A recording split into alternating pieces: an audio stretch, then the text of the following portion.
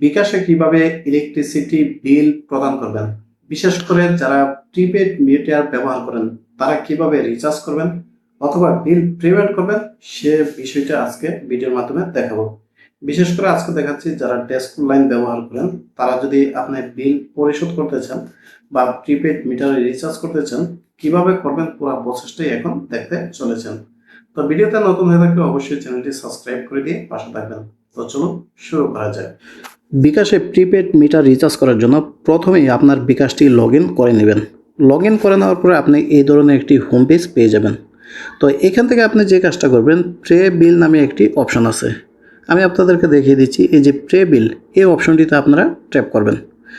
তারপর আপনার সামনে এই ধরনের একটি পেজ চলে আসবে।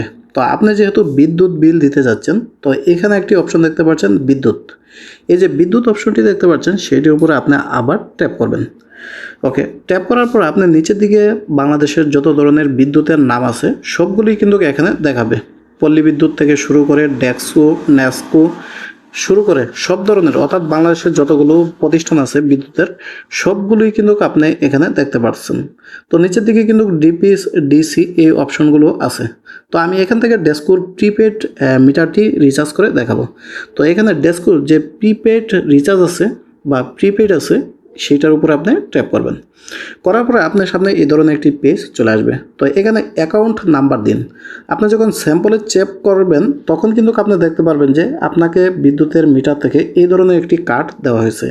তো এখানে কিন্তু একদম উপরে অ্যাকাউন্ট নাম্বার দেখতে পাচ্ছেন, যেটি মূলত 8 সংখ্যার। তো এই যে অ্যাকাউন্ট নাম্বারটি সেটি কিন্তু আপনি যতবার রিচার্জ করেন ততবারই প্রয়োজন পড়বে, তাই কার্ডটি আপনারা সাবধানে রাখবেন এবং এই নাম্বারটি আপনারা মুখস্থ করে নেবেন। তারপর আপনি রিচার্জ করার সময় এই নাম্বারটি দিবেন। তো অ্যাকাউন্ট নাম্বার দিন, এইটার মধ্যে ওই নাম্বারটি আপনি দিয়ে দেবেন।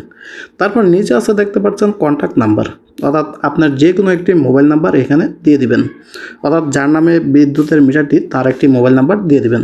তারপর এখান থেকে পরবর্তী যে অপশনটি দেখতে পাচ্ছেন সেটির উপর আপনারা ট্যাপ করবেন। তারপর এই ধরনের পেজে আসবে যে আপনি কত টাকা রিচার্জ করতে চাচ্ছেন। তো এখান থেকে আপনি যে কোনো পরিমাণের টাকা রিচার্জ করতে পারবেন। তো এখান থেকে আমি সাধারণত একটা অ্যামাউন্ট দিয়ে দিলাম। তারপর পরবর্তী যে অপশনটা আছে সেটার উপর আপনি ট্যাপ করবেন। ওকে, তারপর এখানে সবচেয়ে গুরুত্বপূর্ণ যেটা সেটা হলো নামটা দেখে নেবেন, অর্থাৎ যে ব্যক্তির নামে মিটারটি তার নামটি এখানে শো করছে কিনা। যদি শো করে আপনার, তাহলে সেই নামটাকে দেখে ক্লিয়ার হতে পারবেন যে মিটারটা আপনার রিচার্জও করতেছেন আপনি। ওকে, সবগুলো দেখার পরে নিচে পরবর্তীতে আপনি আবার ট্যাপ করবেন। তারপর এখানে কিন্তু আপনার ডিটেলস দেখাবে, পুরো ডিটেলসটা আপনাকে আরও একবার দেখাবে। পাশাপাশি আপনি এখানে পিন নাম্বারটা দিতে হবে। তো এখানে যে আপনার বিকাশের পিন নাম্বার সেটা দিবেন, দেওয়ার পরে এখানে কনফার্মে ট্যাপ করবেন। তারপর আপনার সামনে এই ধরনের মেনু চলে আসবে। নিচে ট্যাপ করে ধরে রাখুন যে অপশনটি আছে সেটির মধ্যে একটু ট্যাপ করে ধরে রাখবেন। তারপর কিন্তু আপনার যে মিটারের রিচার্জ সেটা কিন্তু সাকসেসফুলি হয়ে যাবে। পাশাপাশি আপনার মোবাইলে মেসেজ চলে আসবে। তো এভাবে কিন্তু খুব সহজে আপনি রিচার্জ করে নিতে পারেন। সবাইকে অসংখ্য অসংখ্য ধন্যবাদ।